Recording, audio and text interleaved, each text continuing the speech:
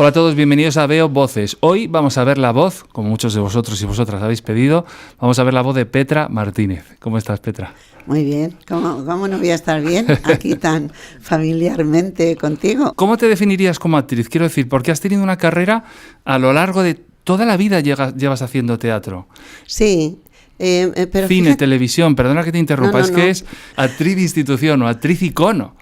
Sí, pero ¿sabes lo que pasa? Yo tengo la sensación y lo pienso mucho. Yo sí decidí, y tú lo sabes que te lo he comentado muchas veces, en Inglaterra ser actriz. Y eso sí, y vine aquí, busqué sitios. Pero realmente yo no soy una actriz. Yo podía no haber sido actriz y mi vida hubiera cambiado, por supuesto. Pero yo disfrutaría, si lo que hiciera me gusta. Yo no soy una actriz vocacional de esas que son maravillosas, que es que sin el teatro, sin el cine, no lo entenderían. Yo estoy convencida que entendería mi vida en cualquier circunstancia, porque lo que sí soy es, me gusta mucho vivir y me gusta mucho divertirme, y ahora lo que he notado con la edad es que me gusta aburrirme también, me gusta tener tiempo y estar aburrida, y me gusta no tener cosas que hacer. Eso de, mira, yo me acuerdo en el confinamiento, que para mí fueron 3 meses, ¿no? Pues uno de los 3 meses, tan tranquila que no te puedes hacer una idea. Era feliz, estábamos Juan y yo, hacíamos comidas muy ricas, nos levantábamos, hacíamos durante 1 hora el desayuno, luego 2 horas desayunando, y lo que más tenía era la sensación de que no tenía nada que hacer, ¿sabes? O sea, y de que nadie me podía llamar para decir, oye, ¿puedes venir un momentito? Pues no puedo salir. Entonces, para mí, el confinamiento, y como sabía que toda mi familia estaba bien, y si estaba mal no me lo dirían mucho, era como estar, yo siempre pensaba cuando me acostaba y digo, estoy en la gloria. Es la sensación, estoy en la gloria. Tengo una casa, y claro, yo tengo una casa que es grande, tengo una terraza grande, estaba con Juan, estabais todos bien, toda mi familia maravillosa, mis nietos, mis hijos, mis cuñadas, mis hermanos, todos, casualmente, además nadie tuvo en ese momento el COVID, ni angina, no tuvo nada. Sí, en la primera ola estuvimos todos bien.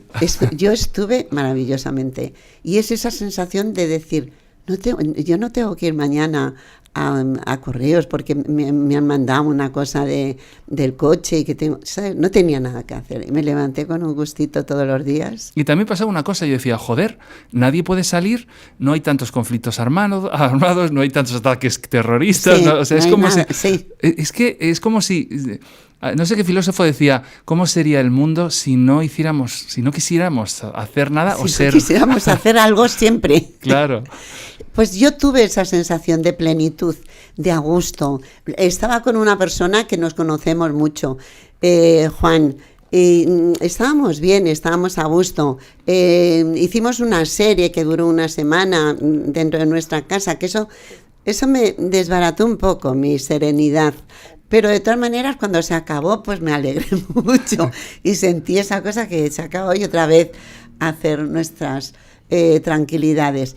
Y yo ahora, yo tengo 77 años, me gustaría, yo quiero seguir haciendo televisión, algo de cine y teatro, pero dije en broma, me acuerdo en el Festival de Málaga de cine, dije una cosa, decir, a mí me gustaría hacer todo el trabajo a la carta. O sea, a mí me encantaría poder trabajar cuando quisiera yo. O sea, llamar a un teatro y decir, oye, mira, que el lunes, martes y miércoles tengo unas ganas de trabajar. Claro, y que pudieras ir, ¿no? Y que pudiera ir a trabajar. Claro. Y que pudiera ser. Ahora estábamos viendo, ¿no? Alguna posibilidad de eso. Pero lo que te decía antes, de que yo no soy una actriz vocacional, es que yo puedo vivir muy bien sin hacer cine, teatro y televisión, muy bien, y aburriéndome, y ahora con la edad no me importa aburrirme, porque aburrirse, ¿qué es? Es que yo no lo sé bien cuando dice me estoy aburriendo, que no haces nada, o sea...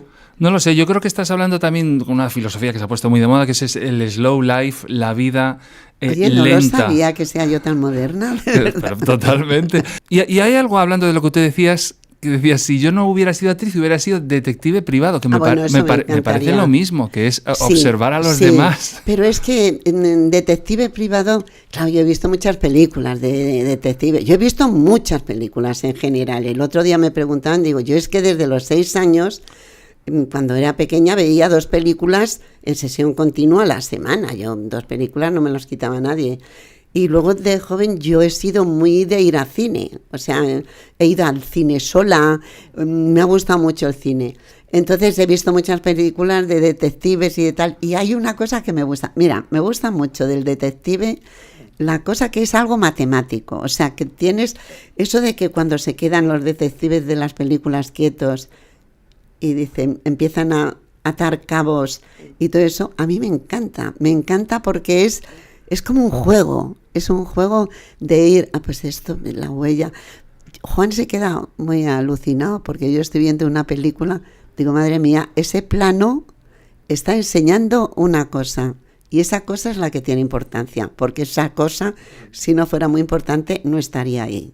Entonces esas cosas me encantan, voy como investigando continuamente y me gusta mucho. A mí me hubiera gustado mucho ser un detective. Claro, ¿y no crees que tiene que ver con el oficio del actor? Porque en el fondo tienes que analizar, igual que analizas el texto y los conflictos, tú tienes que analizar una escena del crimen y reimaginar, reinterpretar lo que ha pasado ahí. O sea, quiero decir que si estás... porque yo siempre te considero a ti una súper espectadora. Es verdad que dices, no soy una actriz vocacional, pero sí eres una espectadora vocacional, cine, teatro, series, novelas, estás siempre entusiasmada con las historias y eso es lo que te hace que seas una actriz, porque no estás hablando constantemente o no estamos hablando cómo me podría yo formar un poco más, me hago este curso de tal. En el fondo eres tan observadora del hecho en sí, del entretenimiento, que es la serie, la obra de teatro, los diálogos, la trama, que ahí es donde tú te estás formando, yo creo. Sí.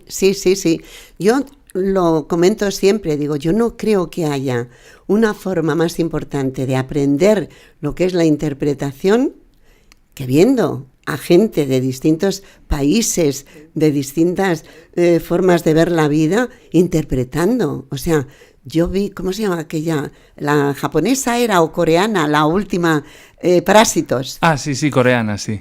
Yo me quedé alucinada con esa película, porque dije, están interpretando, reconozco toda su interpretación, pero se nota que no son españoles. Sí, que es otra cultura totalmente es otra distinta. Cultura por todo, por las tomas, a mí me encanta eso de ver una toma y decir, pero ¿cómo lo pueden hacer tan bien?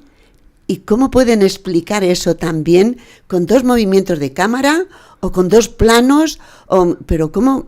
A mí eso me alucina, eso me encanta. Fíjate, yo creo que aparte de detectives, si me hubieran obligado a ser algo de cine, montadora.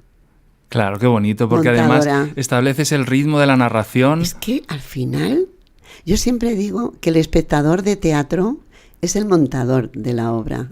Qué bueno, qué bonito. Siempre lo he dicho, porque me da la sensación que el público es el que al final te va dirigiendo. O sea, tú presentas la obra ensayada, dirigida, todo, pero hay un punto final, que es el que te da el público. Y como los actores nos subimos al escenario y captamos al público en general, y la mayoría de nosotros, pero en un segundo, ya lo vamos viendo ya, y él ya nos va, el público ya nos va diciendo dónde está la gracia que creíamos que no, dónde está el silencio que creíamos que eso era una cosa más divertida. Entonces yo digo, es que es el montador al Es final. preciosa esa frase, me gusta mucho. O sea, es que es real, yo noto, y cuando vas a los estrenos, que de repente has estado ensayando 2 meses y crees que aquí tienes que hacer lo que tú decías, el silencio, o que aquí entraba el chiste, es el espectador el que te dice, aquí no. Para nada. Incluso el ritmo de la obra te lo pueden marcar, ¿no? Completamente, pero completamente. O sea, el ritmo te lo marca fundamentalmente el público. El público, claro, en teatro, en artes escénicas vivas, pero en cine, es que yo me acuerdo, Antonio, que yo hice muy poco cine cuando era jovencita, nada, y ahora tampoco es que haga mucho, pero hago más. Entonces yo la primera vez hice un corto, Allanamiento de morada, y entonces dije, qué maravilla, va a ser siempre igual, o sea, no voy a tener suspense. Es mentira, tú vas a ver una película tuya, a lo mejor si vas a ver una película de otro, no lo notas tanto. Pero una película tuya, hay diferencias de una sala a otra sala, hay diferencias de un público a otro público. Y a ti te contagia. El montador ese último de cine también te contagia a ti mismo, que has hecho una película y que te la sabes de memoria. Sí, pero sí. sin embargo, con la actitud del público... Sí, sí, la atmósfera que crean en la sala es que es alucinante. Son distintas. Yo con Amigos de Jesús, con la película esta Sí, indie sí, que sí, hice sí, en un a mí me momento dado, encantó. de repente la película era malísima o buenísima según Sí. el público, porque es una peli muy regular, hecha en 6 días y pero tal. está muy bien. Pero sí que decía, hostia, tampoco aquí me libro de que sea igual, como dices tú, ¿no? Es que no es igual. Yo antes, claro, la diferencia de ir a un festival de cine a de teatro es que si vas a un festival de teatro con tu obra, estás deseando que llegue, ojalá sea el primer día, para quitarte todos los nervios y luego estar tranquilo. El teatro es que estás viviéndolo y te pones nervioso y te puede salir muy mal y te puedes equivocar. Las películas no están ahí. Pero las películas también, según qué público, puede ser un éxito o puede ser una cosa que pase sin pena ni gloria. Sí, desapercibida total, es cierto, es cierto. Y hablando de el público como montador, como editor, como que crea atmósferas y que influye incluso en el resto de la sala, estamos poniendo al espectador en el centro, que es una cosa que a mí me interesa mucho y que yo creo que tienes tú muy incorporada como actriz. Sí. El público siempre te le agarras de los cojoncillos o de los ovarios y te le llevas contigo. ¿Cuándo descubriste que el público completaba tu trabajo como actriz? Pues mira, cuando fundamentalmente hubo una obra que se llama La mujer en la ventana. Era una obra, un monólogo, y era una señora que no tenía unos cambios dramáticos, era una situación emocional, una noche que a ella por la cabeza le pasaban muchas cosas, pero en principio no había un dramatismo que iba subiendo, bajando, era muy lineal todo. Y yo ahí sufría porque había veces que rodaba y que no me pesaba, que no tenía mochila, y a veces que tenía un mochilón que me costaba. Y dije, esto es que lo tengo que solucionar. Hice de todo. Comía una cosa, no comía carne, hacía, ¿sabes? Para ver si tenía que ver, hacía mucha gimnasia, no la hacía, para ver si eso fluía en mi cuerpo y no tenía esa sensación de que me veía. Yo no quiero verme en el teatro, yo quiero ver al público, imaginar. Y entonces le dije a Juan, yo trabajaba con la cuarta pared mucho, como buena alumna de algunos profesores maravillosos, que es maravilloso. Y dije, se acabó, ¿puedo quitar la cuarta pared? Para el público, yo creo que los que nos oyen saben perfectamente lo que es la cuarta pared. Claro. Y le dije, voy a quitar la cuarta pared. Y ahí empecé a hablar de la palabra mentir, que estaba muy mal vista cuando yo era joven, de mentir. Es decir, y hacía ejercicios en el autobús. Yo me metía en el autobús y empezaba a llorar, y hasta que quien estuviera al lado mío no me preguntaba qué pasaba, yo hacía virguerías, me ponía, me sacaba. Hacía muchos ejercicios de ese tipo, o en una cafetería me ponía así, me empezaba como a llorar. Era mentira, pero el lloro me salía tan bien porque los quería mentir y que vinieran. Y ahí me di cuenta que lo maravilloso, lo que no puedes, es crear completamente la cuarta pared. Y lo que no puedes es que tú te lo creas. No. Tú no te lo crees. Claro. Hay parte que si estás de acuerdo con el texto, muy bien, pero no te lo puedes creer. Y si te lo crees, puedes empezar a volverte loco. O sea, que es una enfermedad. Y entonces ahí, con esa obra, yo me di cuenta que hay dos cosas fundamentales. Una cosa, que la palabra mentira suena muy mal, pero sí tienes que contar una cosa que a ti no te ha pasado y se lo tienen que creer el público. Eso es lo más importante en un momento para mí. Claro. Y lo segundo, que el público le tienes que coger, tú has dicho por los huevos, yo le digo, el público tiene que estar sentado en esa silla y pendiente de mí. Eso es lo más importante para mí.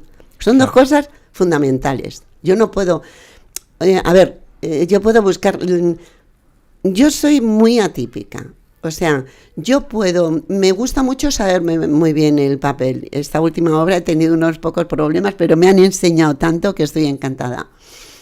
Pero yo no creo mucho en muchos estudios. A mí no me sirve de nada saber la vida de ese señor cuando nació. No, esa señora, no me interesa.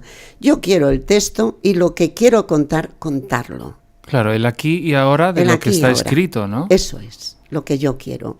A mí me pasó una vez que tú lo has tenido que oír, yo estaba haciendo una obra y en un momento determinado llevábamos 20 minutos y yo no lo estaba haciendo bien y por supuesto el público tampoco.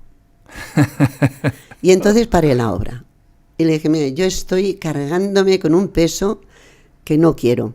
No me merece la pena pasar mal rato, pero si yo estoy aquí para divertirme y ustedes también. Digo, yo propongo una cosa, empezar otra vez la obra. Si llegamos un momentito, que ustedes no se van a atrever y tal, pero yo sí, que no funciona, le devolvemos el dinero y vienen otro día, porque a lo mejor no es nuestro día, a lo mejor el público y yo en este momento somos antípodas de lo que necesitamos, yo qué sé lo. Y empecé la obra otra vez. Y eso mismo había sido una forma de comunión entre el público y yo. Claro. Esas palabras cambiaron todo. Y fue una de las mejores funciones que hice en el Teatro Arenal, completamente.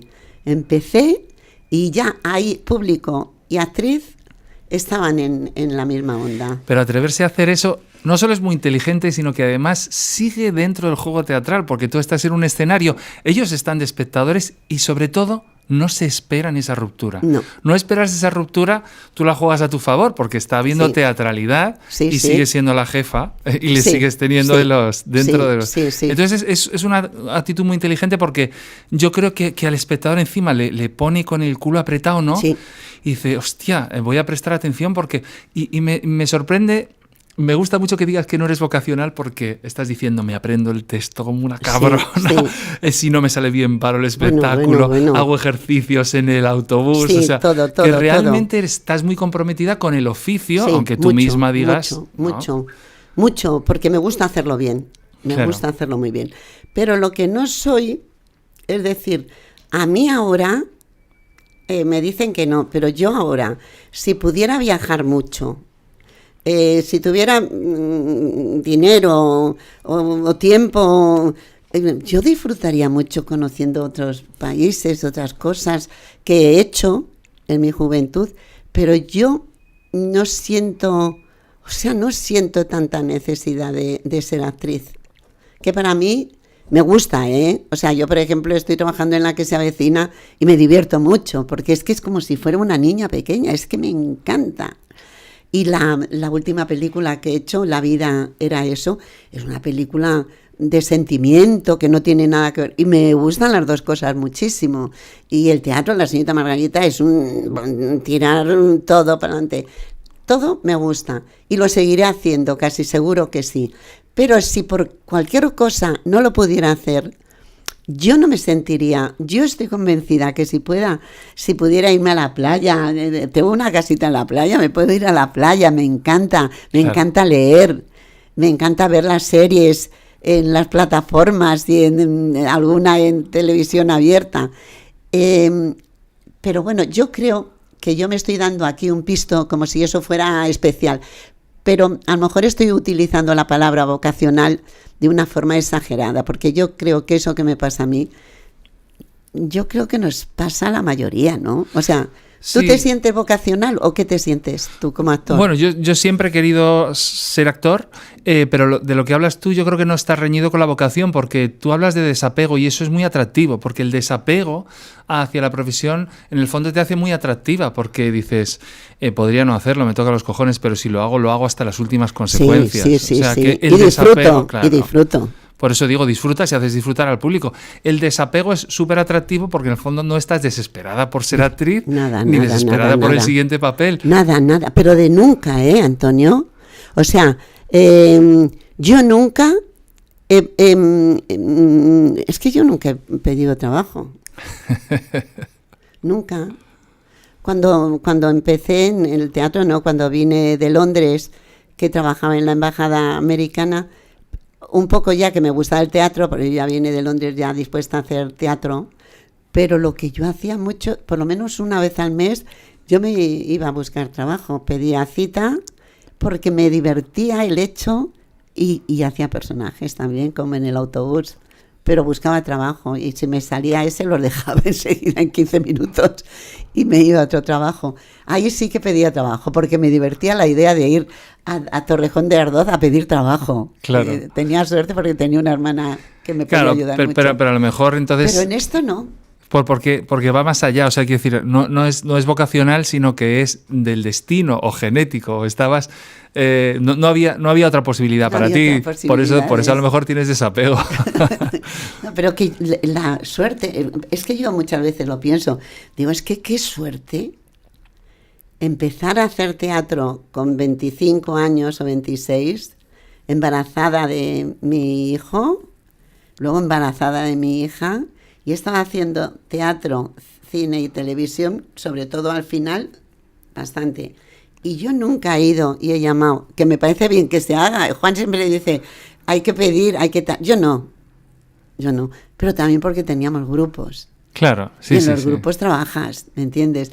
Y cuando yo he ido a algún casting y si he visto que el papel, digo, este papel es que no me pega nada. Yo le he dicho, oye, habéis mirado muchas, ¿sabes? Te lo juro. Quedaros con ellas, habéis mirado muchas. No, digo, porque yo tengo muchas amigas que pueden dar, pero te lo juro, que hace poquísimo, con una directora maravillosa, pero yo no me veía en ese papel nada. Y le dije, si tiene que ser así del norte, yo tengo grupos de ¿sabes? Lo decía porque... grupos de amigas que podrían hacerlo mejor. Que son mejor, actrices. Claro. O sea... que he tenido suerte en ese sentido, que no he tenido que pedir trabajo. Y has hablado de tu hermana, podríamos hablar un poquito de dónde vienes, porque a lo mejor a la gente le interesa. A mí es que también me parece muy especial, ¿no? Tu familia es especial. Mi familia es muy especial, han sido muy especial todos, desde mi padre, mi madre y mis hermanos, todos. Yo tenía 5 hermanos cuando se declaró... cuando hizo Franco el golpe de Estado y a través de eso la guerra. La guerra, sí. Eran ya 5. Mi familia estaba muy bien situada. Mi padre trabajaba en telégrafos, una buena posición, manejaban una cafetería y estaban bien. Pero vino la guerra y entonces todo empezó a estar muy mal. Y estabais en Madrid, ¿no? Bueno, yo no había nacido, pero estaban en Madrid y luego se fueron a Valencia con la guerra, luego se fueron, ya son los que se ven por las carreteras yendo a Francia, Ajá. andando, eso me lo han contado mis padres y mis hermanos. Entonces luego ya volvieron, lo desterraron y nos mandaron a Linares, ahí nacimos otra y yo, y volvimos a Madrid. Y luego hay cosas muy graciosas de mi vida, la sensación de eso que nos pasaba a las niñas y niños de esa época, que no sabíamos casi nada de la vida. O sea, ahora los niños saben todo, no saben nada en el fondo, pero hay tanta información que pueden saber. Pero entonces, fíjate lo que te voy a contar. O sea, en la colonia del Retiro donde vivía, había flores que se llamaban la pasionaria, flor de la pasionaria, una flor preciosa. Uh-huh. Y lo decían, esa era normal. Pero entonces en una cola de un cuartel, cuando terminaba el rancho, vendían chuscos muy baratos y entonces los comprábamos la gente. Y yo me fui un día, pequeña, debía tener 10 años o menos, 8, a comprar los chuscos, los que me dieran. Y el cuartel estaba muy cerca de Vallecas. Y entonces había 2 señoras que estaban hablando. Y entonces decía una a la otra, ¿has visto lo que ha pasado en Entrevías? Dice que la pasionaria ha mordido a un cura en la yugular y le ha matado. Entonces yo me fui andando y fíjate lo que pensé. Yo no sabía de la pasionaria. Dije, ¿y el cura cómo es tan tonto de ponerse una flor carnívora en la yugular que le matara? Esas son las cosas que a mí me gustaría que alguien escribiera un libro, yo creo que tiene que haberlo, de lo que pensamos los niños en aquella época, que era todo, pues eso de yo creerme piel roja, porque me decían roja como insulto, porque mis padres eran roja y yo azul, verde. Todo eso es como una parte de lo que estaba tan escondido que no se hablaba. Claro. Y entonces, pero de vez en cuando había un destello y tú lo cogías y te ibas por donde querías. O sea, las charlas que hemos tenido mis amigos y yo de cosas que no entendíamos nada, pero sabíamos que eran cosas importantes y que cuando entrábamos a la habitación cerraban las ventanas, aunque fuera verano. Ahí están diciendo algo, nos poníamos a escuchar. Ha sido como unos momentos que no eres conscientes, pero son momentos de vivir en una película de intriga. Claro, y también un poco de realismo mágico, porque estabais reinterpretando una realidad totalmente represiva, quiero decir, sí, que después de la guerra civil lo que hubo fue una represión. Completamente. Y, quiero decir, no se puede negar, o sea, habrá gente que pueda decir se vivía mejor, pero no se puede negar que había falta de libertades. Y tú te sentías diferente. ¿Por qué a tu padre le desterraron, luego volvisteis? ¿Por qué no hubo a lo mejor una pena mayor si bueno, erais porque mi republicanos? padre no tenía nada en contra del gordo. Mi padre lo que tenían era que era de la UGT, de telégrafos y que fue al frente. Claro. Eso es lo único que tenían.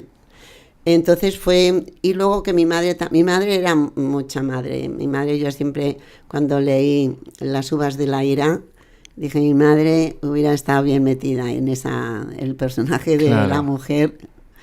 Era mi madre, porque mi madre era como una persona viva, alegre. Yo no te puedo decir que he sentido ni miedo, ni tristeza, ni sentir que no tenía dinero, nunca en la vida. Tenía la sensación de decir, que has oído algo, o sea, de intriga con los niños, decir, tal. Pero yo he tenido una alegría en la casa porque mi madre era muy alegre. Y éramos 7. Y mis hermanas, Kiki y Amalia, eran muy jóvenes y estaban todo el día. Fíjate, Kiki y Amalia, que eran muy jovencitas y muy guapísimas las dos, había un autobús que subía desde mi calle se llama Conde de Cartagena, bueno. Y entonces por aquí iba el autobús. Pues cuando era por la noche, Aníbal, que se llamaba el conductor, en vez de ir por aquí, las dejaba en la puerta, en mi casa, a las 2. Qué bueno. Sí, porque venía 1 o 2 y decía, ya, no vamos a ir por vuestra calle. Y cambiaba el sentido era al ladito, ¿no? Pero claro, cambiaba la ruta. Era muy divertida mi casa. La gente se volvía loca por venir a mi casa. Y erais 7. Son 7, 6 mujeres y un hombre. Y un hombre, sí, joder. Y yo soy la pequeña que tengo 77, o sea, imagínate cómo va la cosa. Que me presentan algunas, ahora ya no. Es mi hermana pequeña y yo decía, por favor, que tengo 70 años. Y hablábamos cuando veníamos también en el coche de cómo ha evolucionado todo y yo lo llamo siempre el gran timo, ¿no? La vida que te venden que tienes que construir y que elaborar y que luego te das cuenta pues que muchas cosas son una gilipollez y te están incluso desviando de un humanismo, de una humanidad bonita, de una relación con los demás, con el trabajo, con el éxito. Hablamos también del éxito, ¿no? ¿Tú cómo has vivido esa evolución de ser actriz, mujer en el tardofranquismo, luego la protesta, luego estar en grupos, hasta descubrir que, bueno, como se te ve ahora, ¿no? Como una actriz muy potente, muy establecida, que domina muy bien el género audiovisual y las artes escénicas? No sé si todo lo que dices es cierto, pero es muy halagador, o sea que yo lo tomo como cierto. Es cierto. Pero lo que yo te puedo decir es que yo muchas veces no tengo conciencia de todo esto. O sea, a ver, a mí me da la sensación que todo ha sido tan fácil que no siento como decir, este paso me costó, fíjate en este momento. Ahora sí tengo una cosa que me produce un malestar, que también tú y yo lo hemos hablado muchas veces. El malestar, por ejemplo, de que las mujeres creo que no hemos sabido, o en su momento no supimos. Yo era feminista, pero un poco de base. Pero no hemos sabido poner en el sitio que le corresponde a la mujer que quiere tener hijos y que quiere estar en su casa. Eso es fundamental para una nación, tener hijos y estar en su casa un cierto tiempo. Y si las mujeres lo quieren, maravilloso. Pero no hemos sabido dignificarlo. Y no hemos sabido decir que eso tiene un precio, que eso tiene un sueldo, que eso tiene una seguridad social. Porque una de las cosas más importantes es crear seres humanos, ya hablando de una forma muy, muy tremenda, ¿no? O sea, ahora claro, la gente no tiene hijos. Y yo muchas veces pienso, y me da una pena que me muero, ¿eh? Digo, es como si estuvieran criándose por ahí fuera obreros. Es que es muy duro, ¿eh? Pero digo, los emigrantes que deberíamos de estar no agradecidos, súper agradecidos. Yo voy al parque y hay chicas y chicos de Perú, de distintos sitios, cuidando a personas mayores. Pero ¡qué maravilla! ¡Qué maravilla! Y cuidando a niños, ¡qué maravilla! Y sin embargo no hemos sabido, porque no interesa valorar eso, pero valorarlo no cristianamente, que también, pero yo valorarlo potencialmente, sí, económicamente, socialmente, o sea, que haya prestigio claro, en esa labor. En esa labor brutal. es una labor importantísima. ¿Por qué tienes prestigio? Con todos mis respetos a un médico, a una enfermera, tiene prestigio porque es para tenerlo. Y tiene sueldo porque poco cobran. Pero porque no tienes un prestigio, aunque sea menor, a una persona que viene aquí con las condiciones que viene y te cuida de tus padres y te cuida de tus hijos. Y estas mujeres que cuando éramos jóvenes querían decir, no, yo quiero estar 3 años con mis hijos y no quiero trabajar, pero quiero que esos 3 años se contabilicen para mi currículum. Claro. Y si estoy viviendo con mi pareja, pues a lo mejor los que vivan juntos, repartido, o que trabaje él porque hayan decidido. Te quiero decir que yo creo que no hemos sabido de una forma pero valorar. También es lógico porque el ama de casa, que se considera como una sumisión al heteropatriarcado, en el fondo tiene que tener una reacción en la que diga, oye, esto no lo repartimos, que yo creo que fue lo que se dijo, no me someto, esto se tiene que repartir, y luego dices que muchas veces esa lucha en lo que se ha convertido es en que tú te lo comes todo, estás currando un montón. Hombre, y al mismo tiempo estás con los hijos. Lo que era eso, trabajar como una burra en tu casa, como una burra. Y que yo he tenido mucha suerte porque las cuñadas me han ayudado muchísimo. Pero que te quiero decir que ha estado mal, porque no hemos dignificado un trabajo que si querías hacerlo. Otra cosa es que digas que se acaba el mundo y ya está, que claro. Yo sé de una que de mi cuñada, una cuñada que es lo más maravilloso del mundo, que sí, decir, pues, pero si no piensas eso, hay que valorar esos trabajos y cada vez más, y cada vez se están valorando menos. Y ¿sabes lo que pienso? Que no es solo que tienes el hijo, sino y los esfuerzos y planificar todas las comidas y recogerlo. Lo digo porque yo he sido muy, muy padre también, sí. O sea, me ocupa mucho los hijos, sino sí. que además es todo el afecto que tienes que dar. Y cuando vienen cabreados los niños, saber qué les pasa. Quiero decir que es una montaña rusa de emociones en las que sí estás creando un ser humano que va a hacer mejor o peor el mundo al final, ¿eh? O sea, que realmente es... A mí me parece maravilloso ser padre, yo en eso soy muy... Sí. Porque yo digo, joder, vuelvo a ver la realidad a través de los ojos de alguien nuevo, que lo ve nueva y digo, sí. Hostia, ¿cómo lo ven ellos? Y yo entonces soy nuevo también, un poco por dentro. Eso. Pero que, bueno, pero que te quiero decir que es una pena que no hayamos podido conseguir en todos estos últimos años, no hayamos podido conseguir que estos trabajos estén muy dignificados y que estén, o sea, yo cuando hablan de la emigración digo, pero ¿qué me dicen? Pero si en casi todos los países de Europa, mira lo que está pasando en el Brexit, que no encuentran el Reino conductores, Unido, que no encuentran gente que no hace unos trabajos. Claro, si los dignificaran no habría paro. O sea, que es que también los europeos no queremos hacer ciertos trabajos. Claro. A eso vienen de fuera y nos los hacen. Pero a mí es que siempre que lo pienso, siempre, te lo juro, cuando paso por el parque y ya cuando veo a una maravillosa señora de no sé dónde, de cualquier país de Centroamérica, o sea, con un señor o una señora que lo trata. Yo una vez pregunté a una, dije, pero ¿cómo se puede querer tanto a un padre? Y me dijo, no es mi padre. Mira, se me ponen los pelos al lado de mi casa. Sí. Me dijo, no es mi padre. Porque era, pero yo lo veía donde desayunaba, le veía un día y otro. Y me decía, es que esta mujer, qué emoción tiene y qué rica es. Y el padre que hablaba muy poquito, pero la miraba así. Y le dije, pues ¿cómo se puede querer tanto a un padre? Y me dijo, no es mi padre. Llevaba 5 años con él.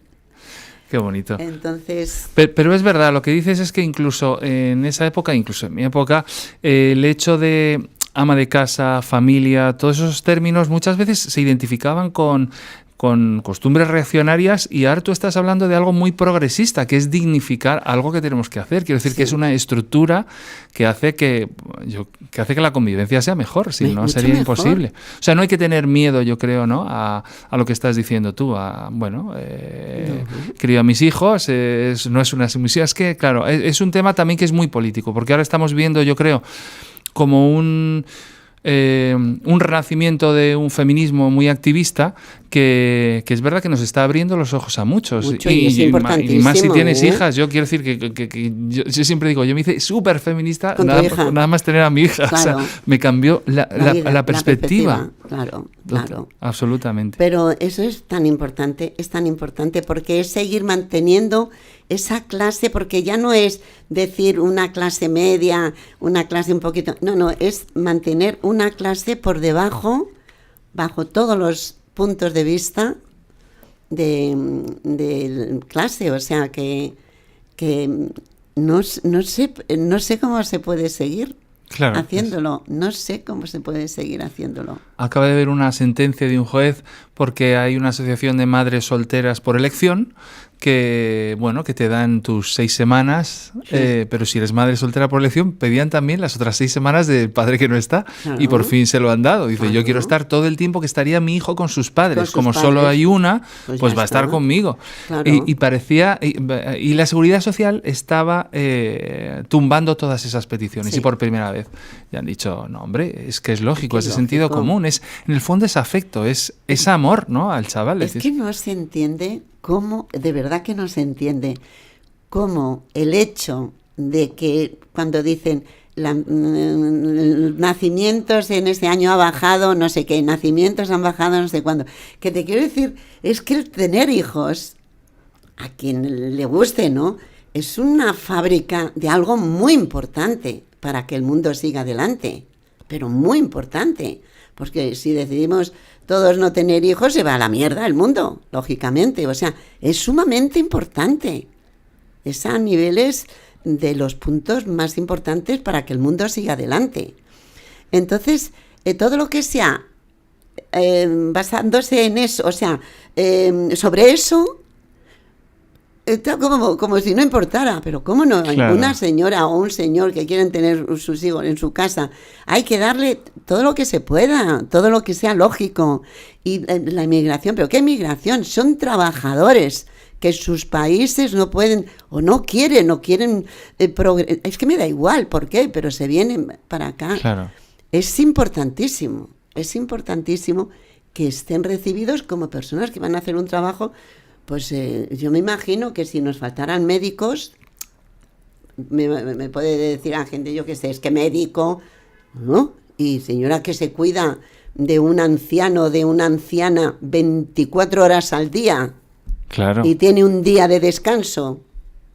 Sí. O un niño cuidando. No, es importante eso es importante. Pero ahí está un poco la caridad, ¿sabes?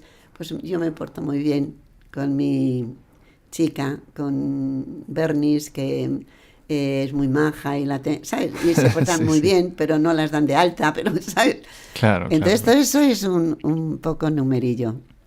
Que yo digo, porque sé que no se puede solucionar, un poco numerillo mío decirlo, porque sé que eso es imposible arreglarlo. Sí, es difícil, pero bueno, yo creo que poco a poco, poniendo los problemas sobre la mesa, poco a poco se irán encontrando medio soluciones o medio parches, porque es muy difícil la convivencia, y más además en una sociedad muy polarizada por los medios de comunicación, en las redes sociales, como estamos viendo ahora. Yo hablo mucho con Hugo, con tu nieto y mi hijo, que claro, que él tiene un poco la visión del mundo polarizada, como si hubiera una guerra entre los progresistas y los conservadores, derecha e izquierda. Y luego yo le digo, joder, luego todos queremos más o menos lo mismo, a veces de distintas maneras, pero queremos un poquito lo mismo en la convivencia. Sí. Entonces, y saco este tema porque hoy estaba en una reunión en el Instituto de la Mujer en Torrejón de Ardoz. Y me dice, ¡ay!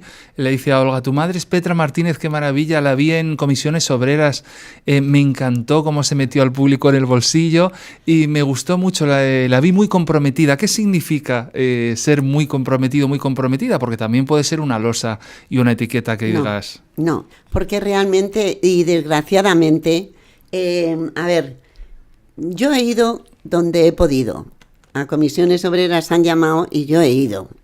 Y me habrán llamado seguramente alguna vez de UGT y yo he ido. Mientras lo que fuera a decir, yo estaba de acuerdo.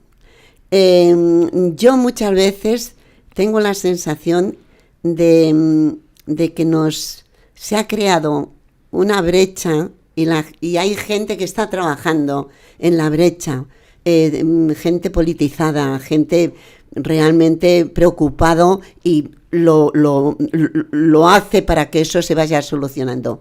Yo llevo un tiempo que digo, yo soy muy mayor, la brecha está ahí, hay gente que tiene que estar en la brecha, pero yo ahora lo que tengo que estar es encima de la brecha, porque es lo que dices tú, o sea, hay unas visiones en la vida. Hombre, quitándolo de los pensionistas, que ahí sí, porque ahí tenemos todos la misma visión. Pero yo sé positivamente que Hugo y yo vamos a tener distintas posiciones. Si ya es Marina, pues más, y si ya tiene 30 años, y si ya está muy politizado de un lado y de otro, ahí yo voy a poder hacer poca cosa. Ahora, si me llaman para hacer algo y yo lo veo correcto, yo voy. Pero para mí no supone mucha losa ni mucha... Porque a mí cuando me llaman y lo veo que está bien, que yo no he sido nunca del Partido Comunista en mi vida, y el otro día me llamaron para hacer un documental sobre la historia del Partido Comunista. Entonces dije, vais a hablar de lo que es la historia del Partido Comunista. Esto es una cosa histórica, el Partido Comunista existió y no lo puedes criticar, no criticar, pero es una cosa que existió como existió otras muchas cosas. Lo he hecho. Claro. Lo he hecho voluntariamente y de una forma gratuita, y porque me parece que estudiar el pasado es maravilloso, y si lo están estudiando dos chicos jovencísimos, me parece mucho más maravilloso. Entonces yo siempre voy a estar, por eso no es una losa, porque voy donde quiero.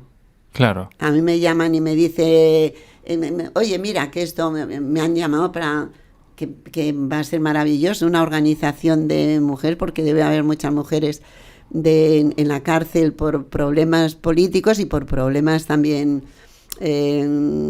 sociales y de penales y de lacras. Eso sí. no me salía. Pero sé que todo será muy penoso. Entonces han hecho una maravilla, una chica que no te digo el nombre porque es que soy un desastre para los nombres. Ha hecho una cosa que es poética, que es bonita, que es la explicación de unas mujeres que están sufriendo, y ella lo ha escrito, que es precioso.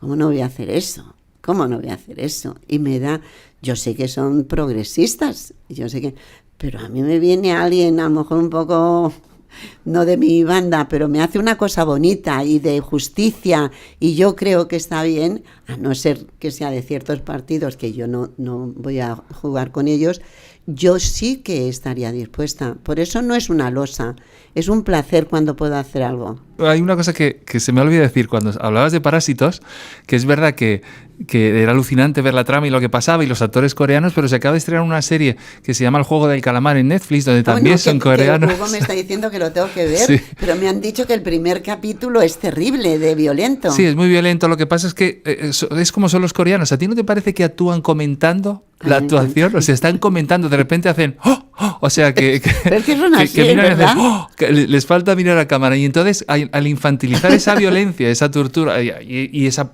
propuesta, porque parte de una propuesta brutal de... Como, en el fondo, se supone que es una crítica al capitalismo. Estamos todos endeudadísimos y si quieres quitarte esa deuda, tienes que arriesgar tu vida. O sea, que en el fondo te podemos matar. Tienes que jugar a un juego de niño de los que jugabas de pequeño y si lo haces mal te matamos, pero si no ganas un montón de pasta. Ya. O sea que en el fondo es una trama tan infantilizada que la violencia está muy estilizada. No es algo que te llegue, porque no te lo puedes creer. Pero sin embargo, sí que... Y retomaba eso porque hubo un momento en tu carrera que es en el audiovisual. Tú has comentado que hiciste un corto con Mateo Gil, que era Allanamiento de morada. Además estaba también... Eduardo Noriega y Pepo Nieto, sí. Que se ganó todos los premios del mundo y que de repente te lanzó dentro del audiovisual, ¿verdad? Sí. Un cortometraje, o sea que es maravilloso, con un guión, para mi gusto, muy bueno, y que habla un poco en el fondo de los vendemotos, que tiene que ver también con el juego del calamar. Cuéntanos cómo ha sido, porque ahora acabas de estrenar, ¿no? La vida era eso. Se estrena el día 28 de octubre. Vale, y que también ha ganado un montón de festivales. Sí. ¿Cómo ha sido entrar en el audiovisual? Porque en el fondo entrar en el audiovisual también fue como independizarte de los grupos de teatro y de Juan, ¿no? Un poquito, no del todo. Y en ese momento me vino de maravilla. Claro. O sea, yo pienso, es que yo creo que la gente que hicimos un teatro independiente en esos años, hemos tenido mucha suerte, porque, a ver, trabajamos, no teníamos que depender de nadie. Comíamos, éramos un poco niños, algunos de papá y tal, pero tampoco pasa nada. O sea, que te quiero decir, otros no tenían dinero los papás, pero les daban para... Hemos tenido mucha suerte, esa generación, pero mucha suerte. Hemos tenido la posibilidad de luego cobrar paro, porque la mayoría de los actores antiguos les ha costado, pero gente que trabajaba en teatros nacionales y tal, lo de pagar la seguridad social no ha sido tan bien vista en momentos por ciertas personas.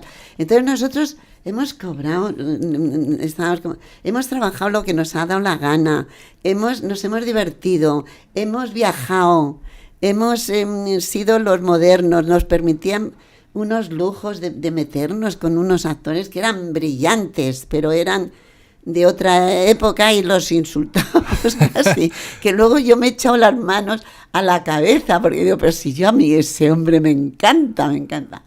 Entonces hemos vivido muy bien. Hemos vivido, date cuenta también, cuando se llamaba la dicta blanda. Claro. O sea, porque eso unos años antes no había, o sea... A mí me contaban en Londres, pues gente que lo ha pasado muy mal, o sea que llegaba un día que los cogían y los metían en la cárcel y ya está, en la cárcel y no sabían nada. Y a mí las novelas de la guerra, de la posguerra, porque fíjate, yo no es que justifique la guerra, para nada, pero lo que no puedo es con la posguerra, la humillación, si ya has ganado... Pero bueno, había muchos mandatarios de la época que hizo la guerra que decían, no solamente hay que matar a los que han hecho la guerra enfrentándose con nosotros, sino a los descendientes. Claro. Eso lo he leído, ¿eh? A mí nadie me ha contado de... Pero que te quiero decir que ha sido tremendo. Pero ya en los años 70 era tremendo porque no te dejaban hacer unas obras. Pero claro, con la censura jugabas. Y de pronto teníamos público, una gente que no nos conocía a nadie, porque es que era la política, estaba metida la política ahí, no había partidos. Entonces te quiero decir que hemos tenido un momento que éramos héroes casi, ¿no? Claro. Hablábamos de política, nos suspendían la obra, organizábamos se hizo la huelga de actores, que eso fue... Que la huelga lo que queríais conseguir era tener un día de descanso, ¿no? Esa fue la primera huelga. Esa fue muy, muy dirigida. O sea, empezaron Concha Velasco y Juan Diego y todos la seguimos. Nosotros éramos muy graciosos porque trabajamos un día a la semana o dos. No teníamos mucho problema. Pero sí se consiguió. Es que eran 14 días. 14 días a la semana. Joder. 14 funciones a la semana. Era una bestialidad. Era un cansancio porque ya no se podía con el cuerpo y no se ganaba como ahora, se ganaba, bueno, en teatro a lo mejor, pero nosotros hicimos la huelga para conseguir que no teníamos sindicato nosotros, era el sindicato vertical, que estaban los empresarios y los trabajadores, que eso es un sindicato absurdo, pero era el que había. Entonces nosotros se hizo una asamblea y conseguimos 11 miembros del espectáculo, del teatro, del cine, que fueran los que hablaran. Los portavoces, sí, ¿no? Los portavoces. Entonces, como no se llegó a ningún acuerdo, se hizo una huelga, que hasta eso, una huelga que suele ser terrible, porque es muy terrible, sí. La huelga de actores, las anécdotas que hay de la huelga no te las puedes creer, pero es que, y luego fue todo el mundo, de pronto estábamos en la sede que era el sindicato en Costanilla no me acuerdo cómo se llama, de Los Ángeles, ¿no? Ese caminito que está en Santo Domingo, sí. Pues ahí estaba ahí nos reuníamos y de pronto pues eso que decían, oye, que hace huelga Sara Montiel, oye, que hace huelga el otro, que hace gente que no pensábamos que iba a hacer huelga. Y los 11, que era gente muy graciosa, los 11 miembros estos, pero ellos iban a todos los sitios.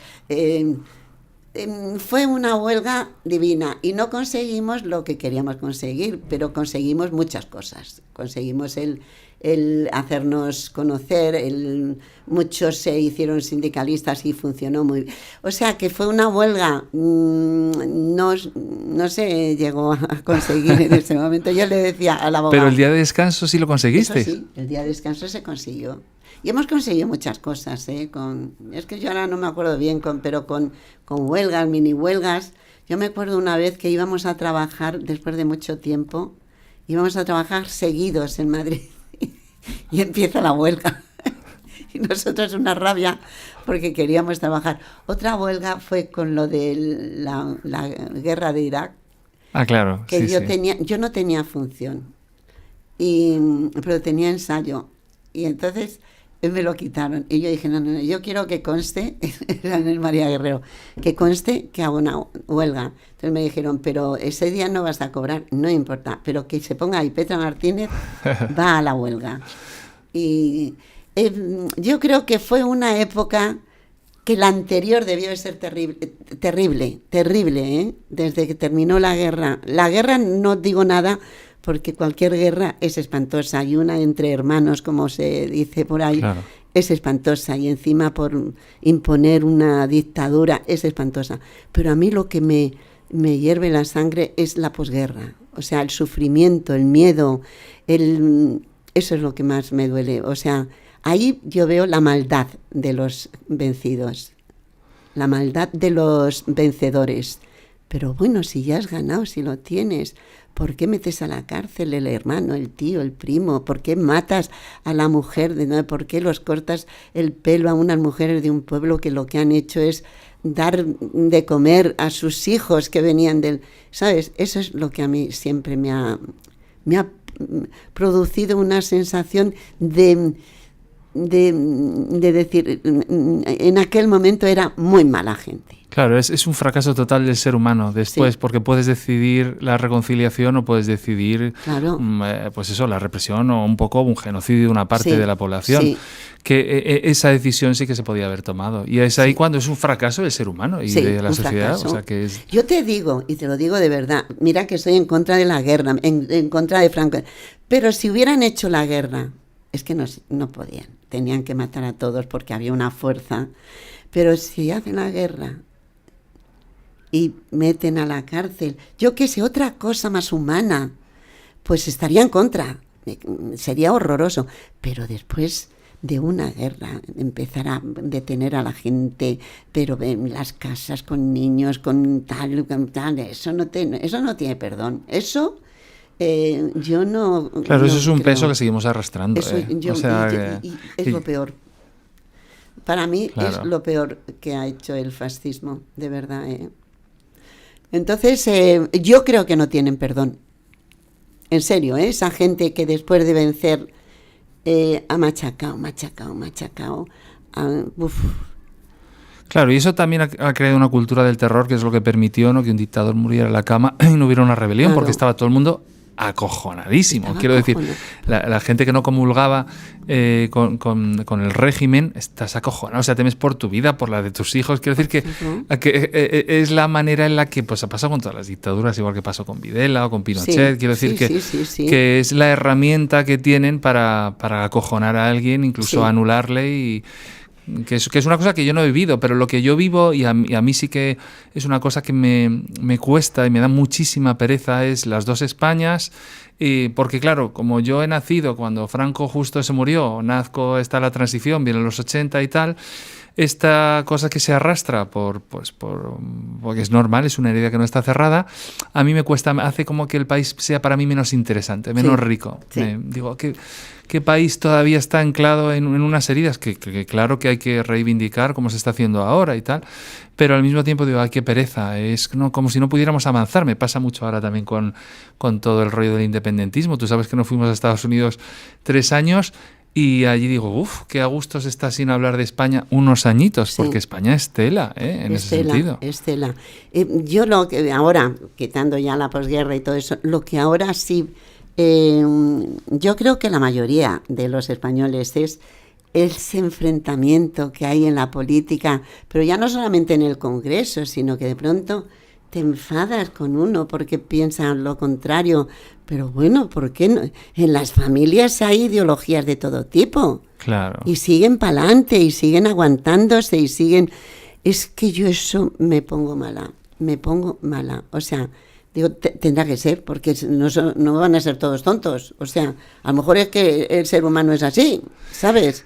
Porque no lo entiendo si no. O sea, claro. Que se enfaden continuamente, que se insulten en el Congreso. Es como si en en una oficina llegara uno que diga, ¡hijo de puta! Y el otro, más tú, acuérdate. Pero ¿cómo en una oficina eso no puede? O en un restaurante. O por la calle, en un restaurante tú no le des a alguien las cosas que se dicen. Congreso, eso se hace en los...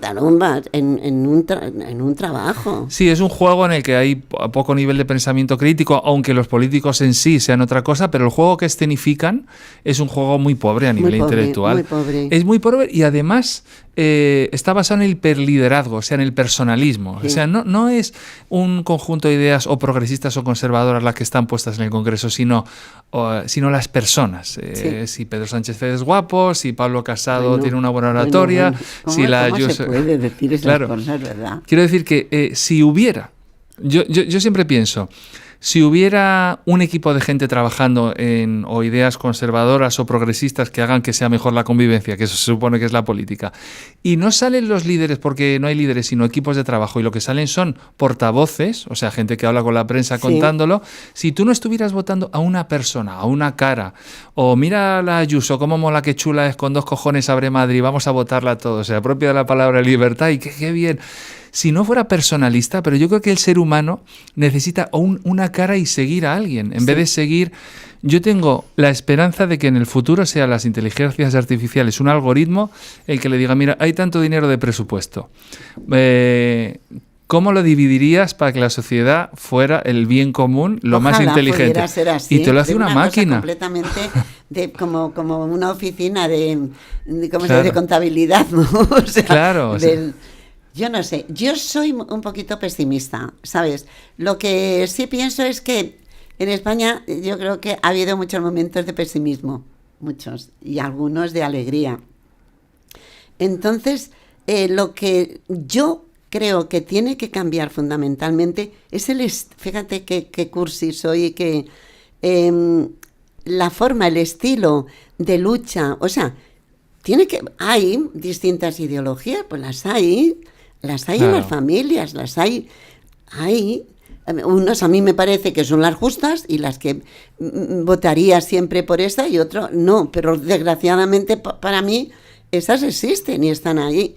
Lo que yo veo es que no hay, lo que decías tú antes, no hay un nivel cultural, ni un nivel intelectual, ni dialéctico, ni nada, o sea, y tú más, casi es eso, ¿no? Sí, pues tú más tonto, pues tú no sé qué.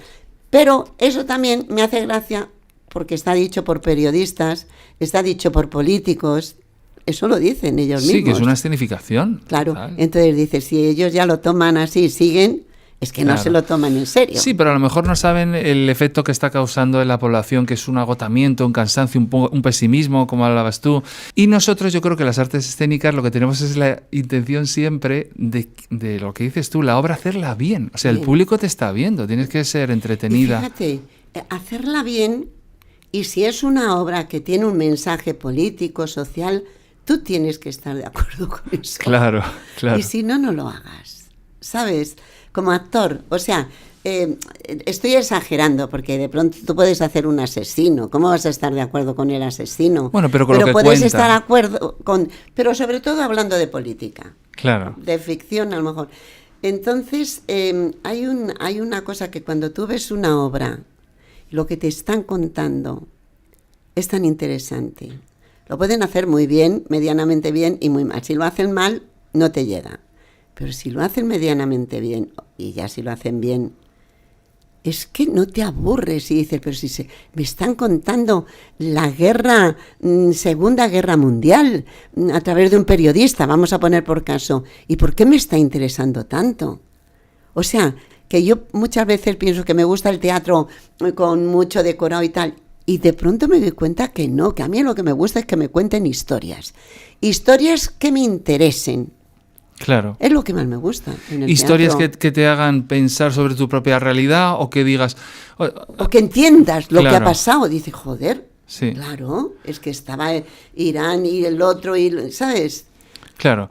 Por eso yo sí creo, como el hombre lleva toda la vida y la mujer, quiero decir, la humanidad lleva contándose historias. Yo siempre digo, naces y te cuentan quién eres, tu historia, dónde vienes, tu familia, cómo te llamas.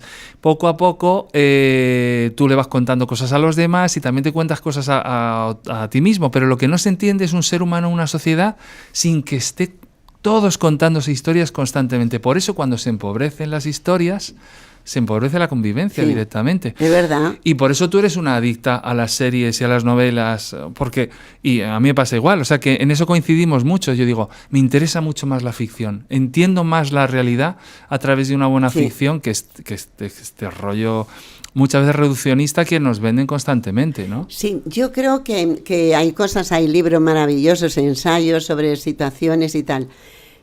Yo también lo que no quiero, porque la vida se termina, o sea, no tengo toda la vida. Claro. Cuando dices el término tengo toda la vida, parece que es que no te vas a morir. No, yo no tengo toda la vida, yo me voy a morir en un momento determinado. Claro. Pero desde el principio ya sabes que te vas a morir, como dice Trini, nuestra querida tía y cuñada. Ha nacido ha nacido un cadáver, pero encima es optimista. ¿Es verdad? Lo único claro que tenemos en la vida es que nos vamos a morir. Luego podemos ser químicos, guapos, feos, bajitos, pero morirse, eso no hay quien te lo quite. Claro. Entonces dice, yo ahora, a mi edad, tampoco quiero pasar aburrimientos, que es como hemos empezado el asunto. Yo me quiero divertir. Claro, claro. Yo quiero divertirme. Yo no me voy a leer una cosa que digo, pero esto es lo que me va a dar una pena, que me va a morir de pena, y encima un estudio de un químico que dice que el mundo tiene... No sé, ¿a mí qué me importa? Yo quiero vivir y vivir feliz dentro de la medida. Hacer feliz a los que están alrededor mío. A mí me encanta hablar con mi hija, con mi hijo. Hoy me he levantado a las 8:30 para ir a desayunar con mi hijo y ver a mis nietos un poquito, que no es todos los días que lo hago, la verdad es esa, pero con Olga, contigo, es que me gusta, con mis cuñadas, con mis hermanas, son muy mayores, pero hay lo bueno que tenemos es que a lo mejor estamos mucho tiempo sin hablar, nos llamamos y estamos ya como locas de contento. Me divierto hablando con ellas, me gusta. Ahora, yo creo que lo han dicho más de una persona ya mayor, actriz, eso de no aburrirse. Has empezado diciendo que también quieres tener Aburrirme. el derecho a aburrirte, Sí, pero pero otra cosa es que conmigo. no contigo, que no sea Conmigo. un coñazo. O sea, sufrir coñazos eso. no, claro. Yo tener que estar escuchando a alguien y poniendo caras, porque tampoco me resulta agradable, o sea, de que me está interesando, eso me aburre muchísimo. Claro, eso es una pero el tortura. aburrimiento mío de mi casa no me aburre. Claro, porque es tu... Es que no sé si sería aburrimiento, No es aburrimiento. lo que digo. No. Es estar sin hacer nada. Es eso, sí. No es aburrimiento. No es aburrimiento, exactamente. Pero el derecho a aburrirte también es bueno, o sea, pero no que te tengas que aburrir con alguien. Claro, es tú sola, aburrida. Aguantar los coñazos no de los aguantar demás. los coñazos, eso no puedo. Y ya, como tenemos la justificación yo de los años, Claro. eso es maravilloso. Mira, me pasó una cosa muy graciosa con yo creo que te lo he contado, con una serie Breaking Bad, Sí. que la estaba viendo y ya me quedaban 4 episodios, no capítulos, Sí. o capítulos, no me acuerdo, era bastante, pero tal. Y veníamos y me dice Juan, no me digas que te vas a poner veníamos de comer con alguien, me le quedé mirando y digo, Juan, esto son 3 horas, creo. Nuestras próximas 3 horas vamos a hacer nada, nos vamos a aburrir, nos vamos a echar.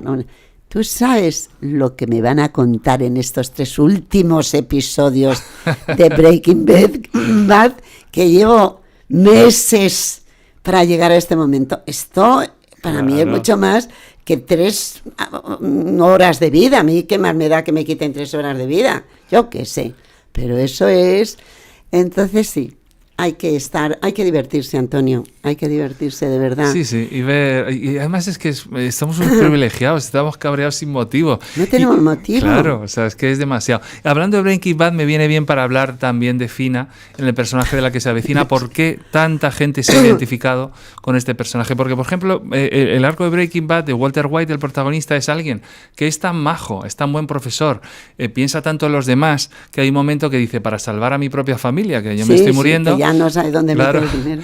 Me voy a convertir en el hijo de puta, más grande de todo Nuevo México. O sea que...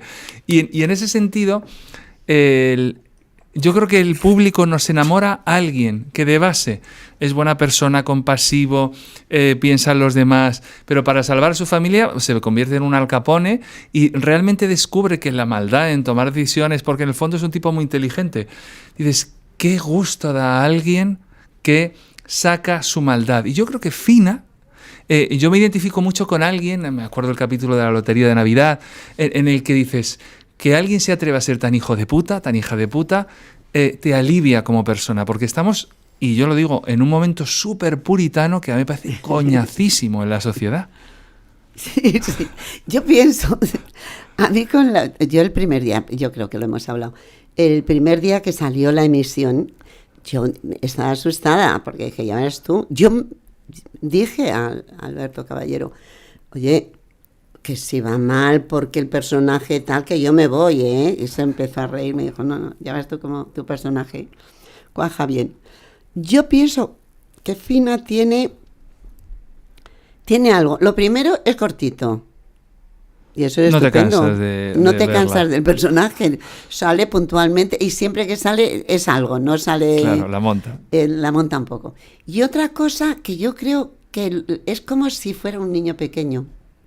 Una niña pequeña, mala a más no poder. Pero tiene, yo creo, y sin pensarlo, es que eso... tiene una ingenuidad en el fondo. Y hace las cosas que ni le vienen bien a ella, le da un poco lo mismo, tirar meaos de gato, o sea, ¿sabes? Que no viene bien a nadie, pero ella es muy mala y se divierte con eso. Y es muy libre la maldad, es que la libertad es muy atractiva y yo creo que tú tienes ese don como actriz, se te ve muy libre. Sí, no lo sé. Se te pero ve libre. Lo que sí es verdad es que yo dije al principio, es el primer papel que yo he hecho en televisión donde no soy, o sea, mi hijo es el hijo de Fina. Yo soy el personaje. Yo no dependo de nadie. Claro. Yo puedo con todos. Y eso yo como feminista me gusta, porque claro. Yo creo que aunque sean asesinos, que haya protagonistas malas. ¿Sabes? Que eso es así, la vida, hay de todo. Que no sean personajes que sirven siempre ha sido. Siempre esto ha poner cambiado. En bandeja Sí. Entonces yo creo que Fina tiene esa cosa, que es ella es un ente que todos la odian y que hacen maldades, pero que no saca nada en cuenta, o sea, no gana dinero. La maldad por la maldad es La que es maldad muy por la atractivo. maldad. Y yo creo que sí, que eso, yo la verdad solo puedo decir que la gente, el trato que me da en la calle, es que no puede ser más cariñoso. Es espectacular, ¿no? Sí, pero sí. no puede ser más cariñoso, más... Ay, pues y además, luego es muy gracioso con el Instagram, porque como en el Instagram soy muy suave y tal, los seguidores me dicen, es que te valoran como actriz. Claro. Dicen, pero ¿cómo siendo tan mala puede ser tan buena? En la vida real. Sí, es muy gracioso. La soledad con Jaime Rosales fue un antes también y un después en un tipo de cine que normalmente no se contaba, ¿no?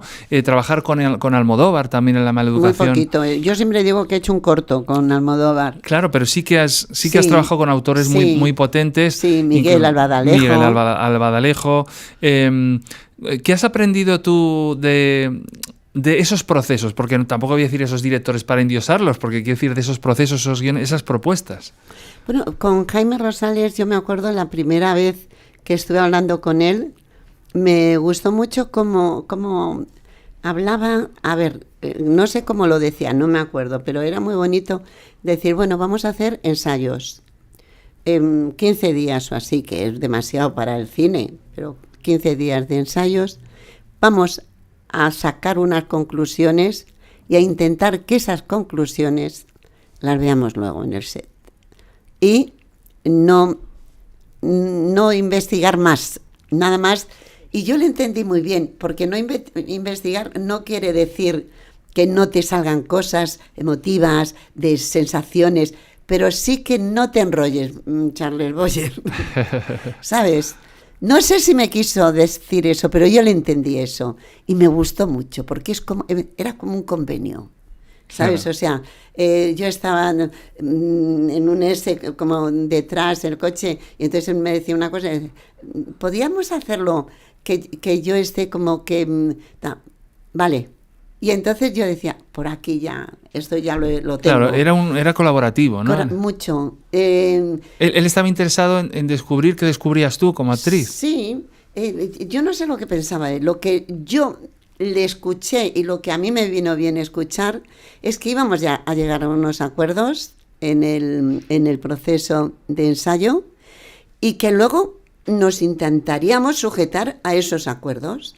Entonces yo me repasaba lo que yo había escrito de acuerdos y tal, porque luego tardamos un mes casi, me parece, en empezar el rodaje, pasó un tiempo. Y eso me dije, pues me parece que es un buen método para ciertas cosas. Luego se puede renovar, pero me parece un buen método hablar con el actor, porque los actores somos muy habladores. O sea, de pronto estamos ensayando una obra de teatro y se nos ocurren miles de cosas y tal. Eso está bien por un lado, pero si tienes un año para el ensayo, pero si no tienes mucho, es mejor ir llegando a acuerdos. Y me pareció interesante en ese caso. Y muchas veces saber borrear del actor es para justificar que está acojonado. Muchas veces, a mí me ha pasado muchas veces. O sea, es que es verdad. A ver, ¿a quién no le ha pasado eso? Claro. O en el teatro mismo, o sea. Sí. No, pero es que yo creo que ella tiene, no sé qué, porque dicen, ¿por dónde va esta cosa? Y luego, por ejemplo, Miguel Albadalejo es un director que tiene sus manías, o sea, la siesta no come, tal, y a mí todo eso me hace mucha gracia, porque intuyo que todo eso está metido en que está preocupado. Claro, ¿no? Dentro del proceso. Digo, porque con él hiciste Nacidas para Sufrir, sí, con Adriana Ozores, que es un peliculón. A mí me gusta mucho. Me encantó, esa película me encantó. Yo creo que tuvimos a mí nunca me gustó el nombre. Nacidas para Sufrir. Nacidas para Sufrir es que era el título de una película muy famosa. Mi madre decía siempre, me gusta mucho Nacidas para Sufrir desde que yo soy pequeño. Entonces, cuando escuché tu título, digo, a ver si va a ser una versión. No, nada que ver. Y nada que ver. Entonces, Nacidas para Sufrir suena a drama, suena a sensaciones muy melodramáticas. Y Nacidas para Sufrir no tiene melodrama. Yo la hubiera puesto algo porque realmente hay hay un lesbianismo de la tercera edad. Sí, eso Yo es le hubiera maravilloso. puesto eso. Una mujer, la soledad de una lesbiana en un pueblo, ¿sabes? Sí, sí. Porque sé que tiene morbo y que hubiera tenido un poco... Bolleras en el ocaso. Bolleras en el ocaso, o en el pueblo, yo qué sé, por ahí iba yo. Pero Miguel es un director maravilloso, es divertido, escribe muy gracioso, Muy bien, sí. Sí. Y está muy bien.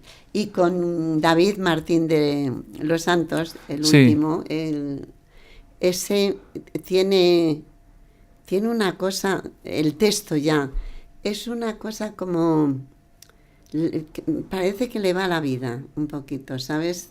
Que luego es mentira, porque es muy divertido, se enrolla con 10 de pipas, pero hay una sensación como de persona muy... que le va a afectar todo mucho, ¿sabes? En el trabajo. Claro. Es un tío maravilloso, pero maravilloso.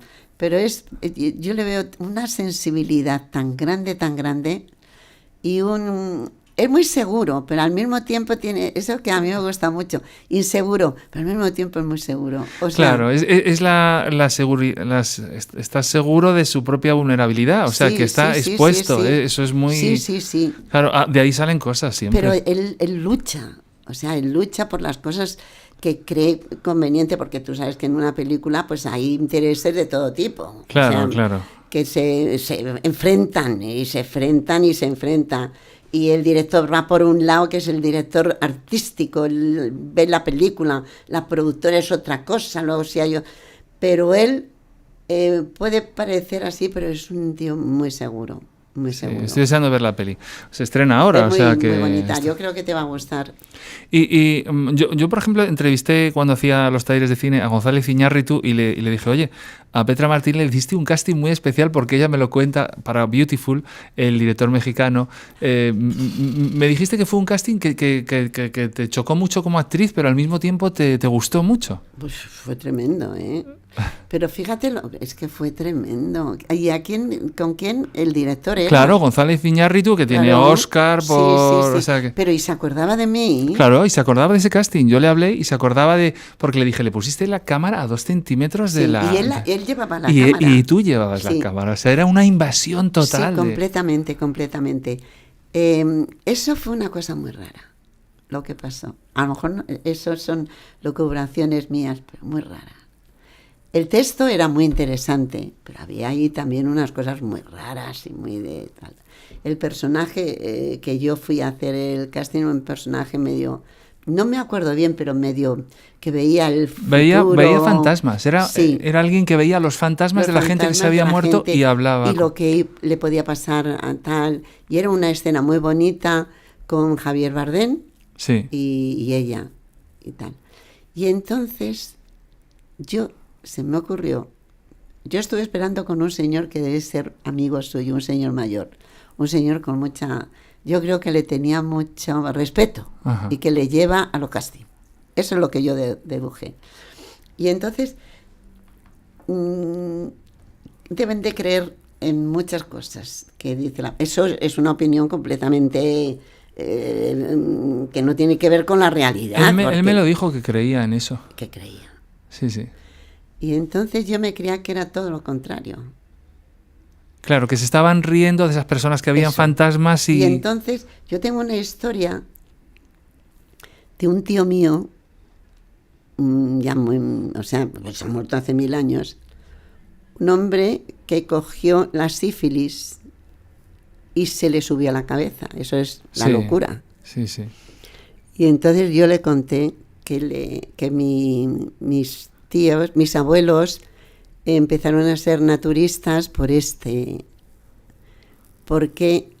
es que es muy curioso, porque este hombre se iba volviendo loco, o sea, no había medicina, y entonces le llevaban a un montón de sitios, le metían cosas, y entonces llegó a una señora naturista, que eso fue el final, pero antes de eso le llevaron a Cienpozuelos, que era donde estaban los locos.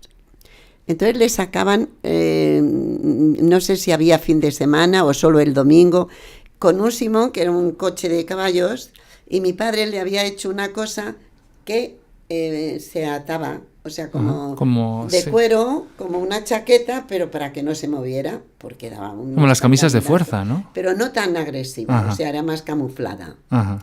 Pero los pies le daban una patada al conductor que ya le tenían que sujetar mi padre los pies. Y le dijo la naturista, y esto es el final. No, pero te voy a contar antes lo de cómo pasó Lo del casting. Y entonces en Cienpozuelos, cuando venía a su casa, que le llevaban un día, le tenían que dar unas pastillitas. Y un día, pastillitas que yo me creía que no existían en ese tiempo, como las que están con plástico fuera. Ajá, sí, una sí, capsulita. Sí. Y entonces mi abuela, Petra, abrió una capsulita y dentro había una imagen chiquitita de papel de una virgen. Ajá. Entonces mi abuela dijo, esto es un pitorreo. Claro. Y yo dije, fíjate, que hay gente que se cree que con una virgen, y ahí yo noté que me miró raramente. Claro. Raramente. Y dije, esto no tiene arreglo. Claro, pero porque él sí estaba buscando... Él me dice, hay una tradición en México que se muere un familiar tuyo, está alguien que ve a la persona que se ha muerto y lo reconcilia con los que están ahí en el velatorio. Habla con ellos, se los lleva a sitios... Es que si yo lo llego a saber, claro, yo hago eso. Claro, se piden perdón unos a otros. Tal. Y no es que él creyera, sino que él creía en la fuerza de ese rito y de ese rito como casi como un acto psicomágico de estos que hace Jodorowsky en el que dices, voy a pedir perdón al muerto a través de esta que le está viendo y tú decides creértelo porque te queda más a gusto que Dios, ¿no? O sea... Bueno, y entonces lo que pasó ya al final, que esta mujer, por eso toda mi familia era naturista, esta mujer le dijo, mira, primero le estaba preguntando a mi padre, digo, ¿y qué le pasó? Luego dice, pues que se curó. Y digo, ¿cómo que se curó? Dice, sí, se murió. Eso me dijo mi padre. Y entonces es que, claro, le dijo la mujer, si tienen ustedes una casa grande, pónganle una habitación con colchones. Claro. Por todos los sitios.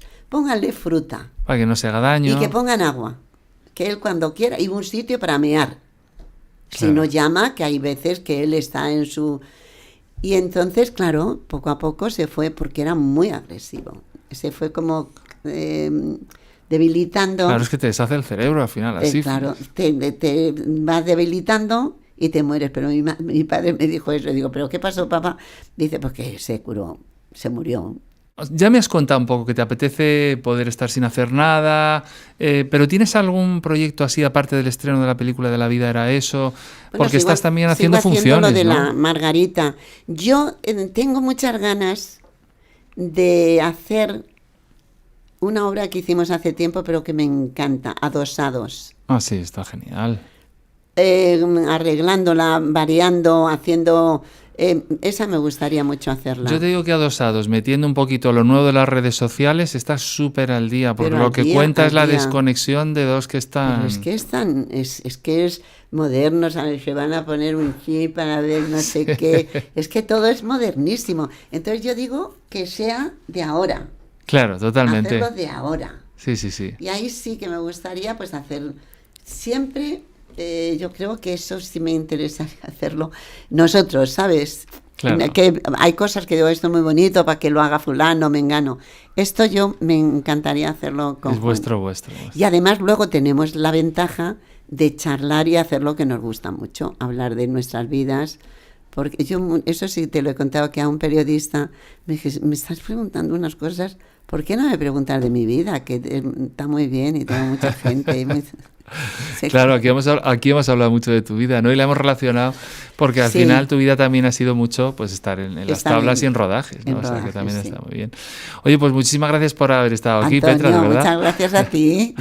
Y por favor, poned en comentarios, como seguramente volveremos a reunirnos, qué cosas se os han quedado en el tintero que querríais preguntarle a Petra Martínez, que lo mismo os las contestamos por los comentarios. Hombre, claro, eso a mí me gusta mucho contestar en Instagram. Sí, ¿verdad? Es que es como una sensación que estás hablando. Pero ¿sabes lo que me pasa? Que cuando veo poquito, pongo unos corazoncitos, pero cuando uno se esfuerza y me pone un buen ese, yo lo contesto bien. Claro, te obliga. Cuando ves que alguien Sí. ha elaborado muy Sí, bien un digo, comentario, dices sí. yo sí me dicen, uy, madre mía, digo, no puedo llegar a todos, claro, Claro. pero enseguida que lo veo, empiezo a contestar. Me encanta contestar. Así que nada. Bueno, pues nos vemos en la siguiente. Pues venga, Muchas gracias, Petra. vamos a tomar una cerveza. Venga. Chao, chao.